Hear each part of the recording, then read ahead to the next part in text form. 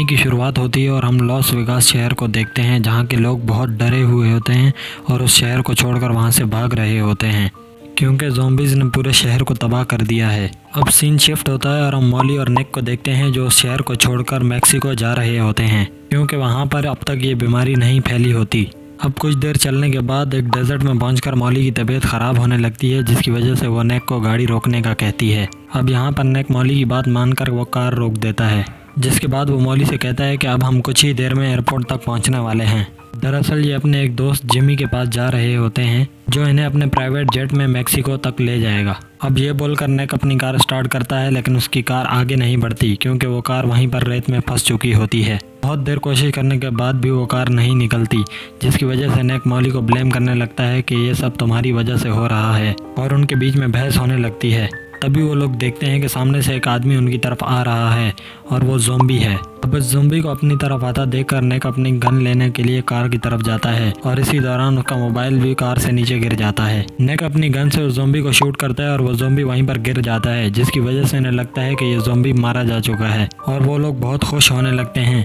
लेकिन तभी वहाँ से वो ज़ॉम्बी दोबारा खड़ा हो जाता है क्योंकि नेक का निशाना इतना पक्का नहीं था कि वो उस ज़ॉम्बी के सर में गोली मार सके। गन में मौजूद सारी गोलियां नेक उस ज़ॉम्बी पर ख़त्म कर देता है, लेकिन उस ज़ॉम्बी को मार नहीं सकता। और अब ये दोनों उसे आगे बढ़ता देखकर जल्दी से अपनी कार में जाकर बैठ जाते हैं। अब यहाँ पर मॉली नेक से कहती है कि तुम किसी को हेल्प के लिए कॉल करो, लेकिन नेक बताता है कि मेरा मोबाइल बाहर गिर चुका है, जिसकी वजह से मॉली उस पर बहुत गुस्सा करती है। अब ये लोग उस कार में बैठकर उस ज़ॉम्बी के यहाँ से जाने का इंतज़ार करते हैं, लेकिन सुबह से शाम हो जाती है लेकिन वो ज़ॉम्बी यहाँ से नहीं जाता। अब बहुत रात होने के बाद नेक देखता है कि वो ज़ॉम्बी वहाँ पर नहीं है। अब बहुत रात होने के बाद नेक वहाँ पर देखता है कि वो ज़ॉम्बी नहीं है और ये लोग कार से बाहर निकलकर वो मोबाइल लाने का सोचते हैं। अब थोड़ी देर ढूंढने के बाद मॉली को वो मोबाइल मिल जाता है। अब तभी हम देखते हैं कि वो ज़ॉम्बी आ जाता है और वो नेक पर अटैक कर देता है और वो नेक को मार देता है।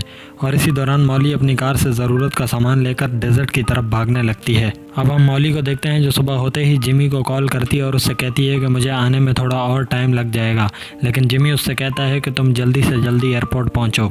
अब मॉली अपने मोबाइल पर मैप देखती है और पैदल ही वहां से आगे बढ़ना शुरू कर देती है। और वहीं मॉली अपने बैग में मौजूद सामान को देखती है, जिससे उसे अंदाज़ा हो जाता है कि वो इस डेजर्ट में आराम से सरवाइव कर सकती है और एयरपोर्ट तक पहुंच सकती है। अब कुछ देर चलने के बाद रात हो जाती है और वो एक जगह पर आग जलाकर वहीं रुकने का सोचती है। और तभी वो अपने बेटे चेस को याद करती है जो इस वक्त उसकी बड़ी बहन के पास है। और तभी हम देखते हैं कि वो ज़ॉम्बी वहाँ पर आ जाता है और मॉली पर अटैक कर देता है, लेकिन मॉली किसी तरीके से उससे जान बचाकर एक चट्टान के ऊपर चढ़ जाती है और वहीं पर आराम करने लगती है क्योंकि वो ज़ॉम्बी उस चट्टान पर नहीं चढ़ सकता। अब सुबह होती है और मॉली देखती है कि वो ज़ॉम्बी अब भी वहीं पर है और वो उसके नीचे आने का इंतज़ार कर रहा है। अब मॉली एक लकड़ी की मदद से उस ज़ॉम्बी को भगाने की कोशिश करती है, लेकिन ऐसा कुछ नहीं होता। और इसी दौरान मॉली चट्टान से नीचे गिर जाती है और अपना सामान उठाकर वहां से भागने लगती है। लेकिन हम देखते हैं कि वो ज़ॉम्बी भी उसका पीछा कर रहा है। हालांकि वो बहुत स्लो है, लेकिन उसके पीछे पीछे चलना शुरू कर देता है। अब बहुत देर चलने के बाद मॉली को एक घर नजर आता है। यहाँ पर वो आराम करने का सोचकर उस घर के अंदर चली जाती है और आराम करने लगती है। लेकिन तभी हम देखते हैं कि वो ज़ॉम्बी वहाँ पर आ जाता है, जिसे देखते ही मॉली बाथरूम के बाथ टब में छुप जाती है। अब किसी तरह अपनी जान बचाकर मॉली वहाँ से भाग जाती है और आगे बढ़ना शुरू कर देती है। अब कुछ ही देर चलने के बाद वो देखती है कि वो ज़ॉम्बी अभी भी उसके पीछे आ रहा है। अब ये देखकर मॉली बहुत तंग आ चुकी होती है और उसे एक पत्थर से मारती है और उससे कहती है कि तुम यहाँ से चले जाओ, लेकिन वो एक ज़ॉम्बी होता है जिससे उसे कुछ भी समझ नहीं आ रहा होता। अब इसी तरह मॉली आगे बढ़ती है और रास्ते में ज़ॉम्बी से भी बातें करती है और इसी दौरान वो ज़ॉम्बी का नाम स्मार्ट रखती है, जिससे उसे कोई भी फ़र्क नहीं पड़ता क्योंकि वो एक ज़ॉम्बी है। अब कुछ देर चलने के बाद मॉली एक चट्टान पर रात बिताने का सोचती है और वो उस ज़ॉम्बी के साथ अपने पास्ट के बारे में बात करना शुरू कर देती है, जिससे हमें पता चलता है कि वो एक डांसर है। अब सुबह होती है और मॉली फिर से चलना शुरू कर देती है और हम देखते हैं कि वो ज़ॉम्बी भी मॉली के पीछे पीछे चल रहा होता है। अब कुछ देर चलने के बाद मॉली एक रेतीले तूफान को देखती है, जिससे वो पीछे की तरफ भागना शुरू कर देती है, लेकिन वो उस तूफान में फंस जाती है और बेहोश होकर वहीं गिर जाती है। यहाँ पर मॉली को होश आता है और वो देखती है कि उसका बैग और वो ज़ॉम्बी उसे कहीं नजर नहीं आ रहा होता। और यहाँ पर मॉली को एक हाईवे नजर आता है जहाँ से एक ब्लैक कार गुजर रही होती है और मॉली उसे आवाज़ देती है और वो कार रुक जाती है और उसमें से दो लड़के निकलते हैं और मॉली की मदद करते हैं और उसे कार की तरफ ले जाते हैं। इसके बाद मॉली उनसे कहती है कि उसका सामान उस तूफान में खो गया है और वो दो लोग मॉली का सामान ढूंढने लगते हैं। इसी दौरान मॉली कार में मौजूद सामान को देखती है और उसे पता चलता है कि ये ये दोनों लोग चोर हैं और इन्होंने ये कार किसी से चुराई है। और तभी वो दोनों लोग मौली का सामान लेकर वापस आ जाते हैं और मौली उनसे मेक्सिको जाने का कहती है। और तभी वो दोनों लड़के मौली को मारने लगते हैं, लेकिन तभी वहाँ पर वो ज़ॉम्बी आ जाता है और वो उन लड़कों को मार देता है। और ये देखकर वो दूसरा लड़का कार लेकर वहाँ से भाग जाता है। अब ये देखकर मौली को उस ज़ॉम्बी पर थोड़ा सा प्यार आ जाता है और मौली उस कार से गिरे सामान को इकट्ठा करने लगती है। और यहाँ पर मौली को एक बोर्ड भी मिलती है जिसमें वो अपना सामान रखकर उसको खींचने लगती है और इसी तरह ही आगे बढ़ने लगती है। लेकिन कुछ देर चलने के बाद मौली बहुत थक जाती है। इसके बाद मौली एक टायर की मदद से वो बोर्ड ज़ॉम्बी के पीछे लटका देती है। अब इसी तरह आगे बढ़ते हुए मौली उस ज़ॉम्बी से बातें करती है और उसे अपने बेटे के बारे में बताती है। कुछ देर चलने के बाद मौली ये नोटिस करती है कि वो ज़ॉम्बी उसे कोई नुकसान नहीं पहुंचा रहा और वो सोचती है कि अगर वो इसकी सारी बातें मान ले तो वो इसे अपने साथ रख लेगी। और ये ज़ॉम्बी मौली की सारी बातें समझता है और जैसा मौली कहती है वैसा वो ज़ॉम्बी करता है।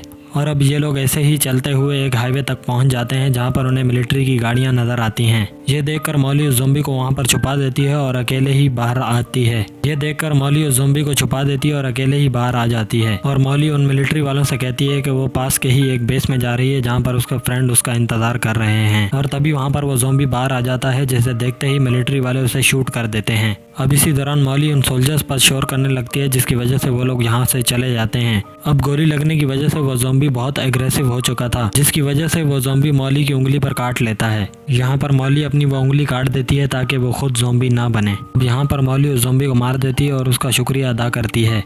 और कुछ देर चलने के बाद मौली उस बेस तक पहुंच जाती है जहां जिमी उसका इंतजार कर रहा होता है। लेकिन मौली मेक्सिको जाने से पहले एक बार अपने बेटे से बात करना चाहती है। अब वो अपनी बहन के घर फ़ोन करती है और वो कॉल चेज ही उठाता है और वो अपनी माँ से कहता है कि यहाँ पर ज़ॉम्बीज़ ने अटैक कर दिया है और उसकी बहन को भी ज़ॉम्बीज़ ने मार दिया है। और चेज उससे बताता है कि वो अकेला ही कई दिनों से एक रूम के अंदर रह रहा है। इसके बाद वो जिमी से कहती है कि वो मेक्सिको नहीं जाएगी और वो अपने बेटे को बचाना चाहती है। अब यहाँ से इसके दोस्त मेक्सिको की तरफ चले जाते हैं और मौली को यहाँ पर एक कार नजर आती है जिसकी चाबी लेने के लिए मौली को बहुत सारे ज़ॉम्बीज़ के साथ लड़ना पड़ता है।